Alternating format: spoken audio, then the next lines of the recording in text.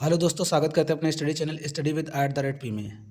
आज हम कक्षा 12 जैव रसायन विज्ञान के जैव अणु चैप्टर का जो बचा हुआ भाग था उसको कवर करेंगे। उसमें सबसे पहले देखेंगे हार्मोन्स। क्या देखेंगे? हार्मोन्स। तो हार्मोन्स की परिभाषा क्या होती है? हार्मोन्स वे जटिल कार्बनिक पदार्थ होते हैं। हार्मोन वे जटिल कार्बनिक पदार्थ होते हैं जो नलिका विहीन ग्रंथियों के द्वारा स्रावित किए जाते हैं।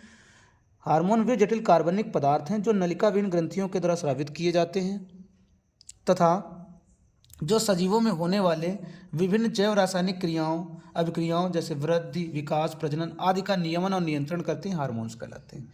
हार्मोन्स की परिभाषा क्या है? हार्मोन्स वे जटिल कार्बनिक यौगिक हैं जो नलिकाविहीन ग्रंथियों के द्वारा स्रावित किए जाते हैं।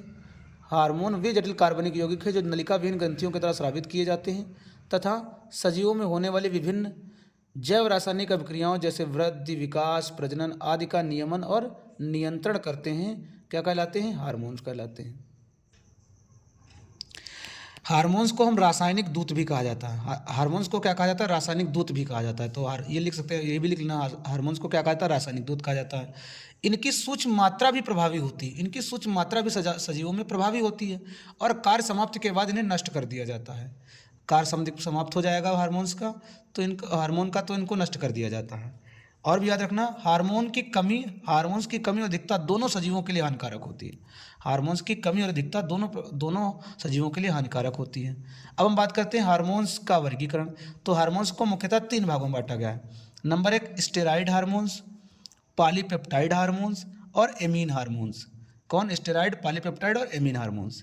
अब बात करते हैं स्टेरॉइड हार्मोन्स। तो स्टेरॉइड हार्मोन 2 प्रकार के होते हैं, एक लिंग हार्मोन्स और एक एड्रेनोकॉर्टिकॉल हार्मोन्स। लिंग हार्मोन्स और एड्रेनोकॉर्टिकॉल हार्मोन्स।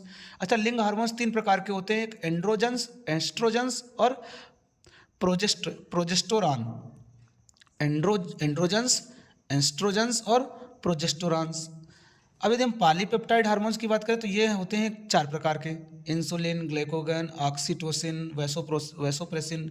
वैसोप्रेसिन को मूत्ररोधी हार्मोन्स भी कहा जाता है। और ऑक्सीटोसिन में पिटोसिन नाम का इंजेक्शन दिया जाता है जो दुग्ध देने वाले, जैसे गाय है, भैंस है, तो दूध की बढ़ोतरी करने के लिए पिटोसिन नामक एक ऑक्सीटोसिन का इंजेक्शन दिया जाता है।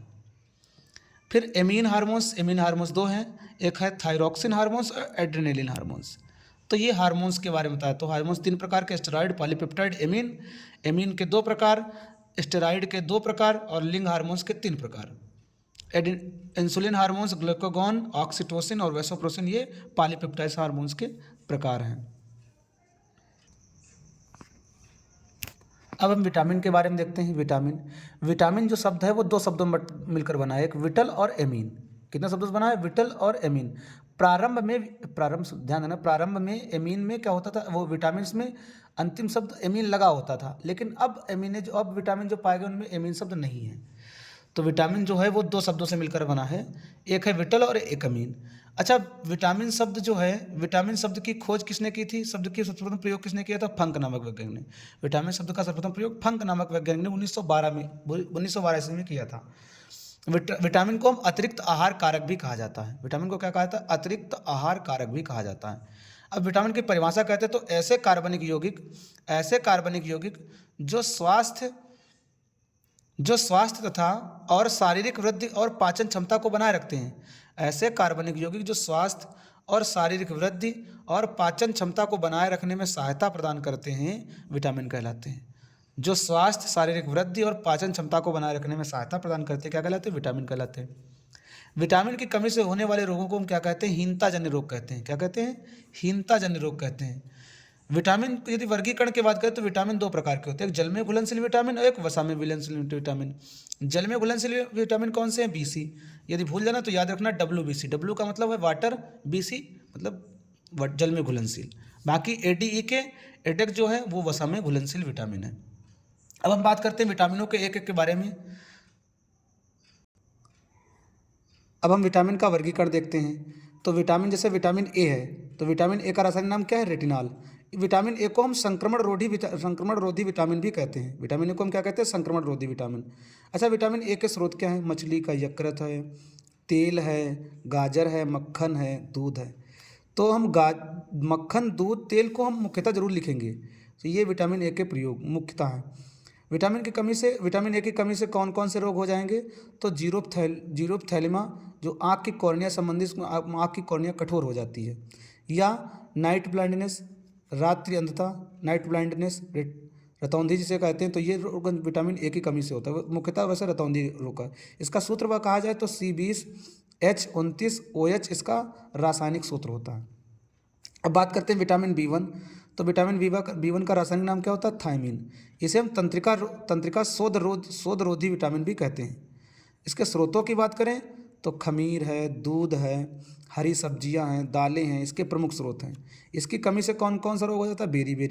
बेरी का मतलब भूख का कम लगना, वृद्धि में मंदता, ये बेरी रोग के लक्षण हैं। अच्छा, इसका सूत्र क्या होता है? C12H18N4Cl2OS इसका रासायनिक सूत्र है। अब बात करते हैं विटामिन B2।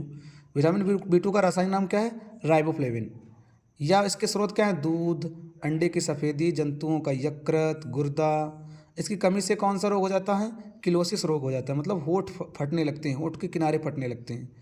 पाचन क्रिया अव्यवस्थित हो जाती है, अस्त व्यस्त हो जाती है।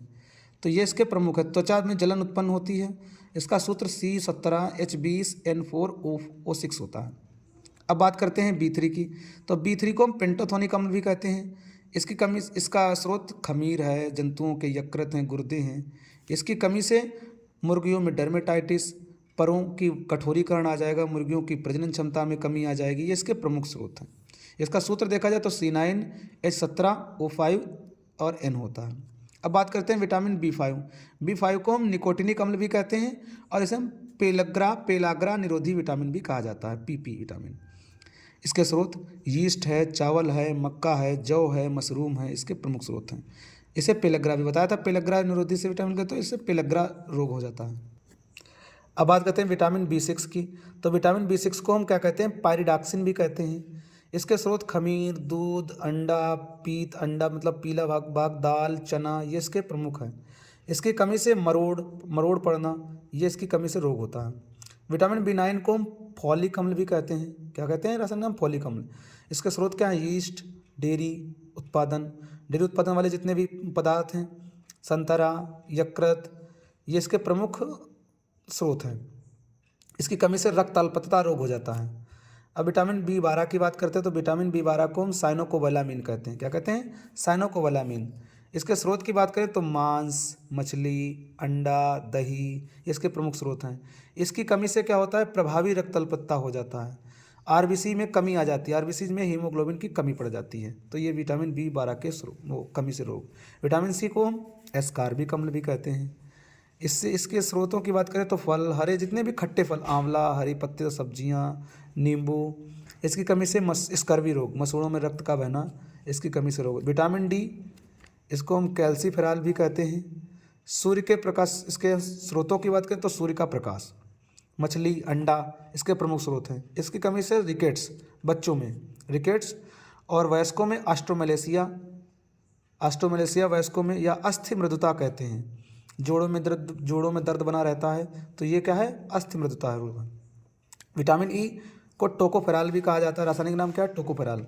सब्जियों के तेल, गेहूँ, अंकुर तेल, सूरजमुखी का तेल, मतलब तेल वाले सब्जियों के जितने भी तेल हैं वो विटामिन E के स्रोत हैं। और RBC, इसकी कहे जाए कि इसकी कमी से कौन सा रोग हो जाए तो RBC के भुरभुरेपन में वृद्धि हो जाती है, मांसपेशियां कमज़ोर हो जाती हैं, ये इसकी प्रमुख है। और विटामिन को हम फाइलोक्विनाल कहते हैं। ये हरी पत्तीदार सब्जियों में पाया जाता है, मतलब इसके स्रोत हैं। रक्त का थक्का जमने में समय लगेगा, मतलब रक्त का थक्का नहीं जमता है। विटामिन H को हम बायोटीन कहते हैं। इसका यदि स्रोत की बात करें तो अंडे की जर्दी, गुर्दा, मूंगफली, खमीर, चॉकलेट, इसके प्रमुख स्रोत हैं। यदि इसकी बात करें कि इसकी कमी से कौन सा होता है? बालों का गिरना, त्वचा रोग, अंगघात, जिसे हम पैरालिसिस कहते हैं। तो ये विलंबित वृद्धि, मतलब देर से वृद्धि होती है, ये इसके प्रमुख रोग हैं।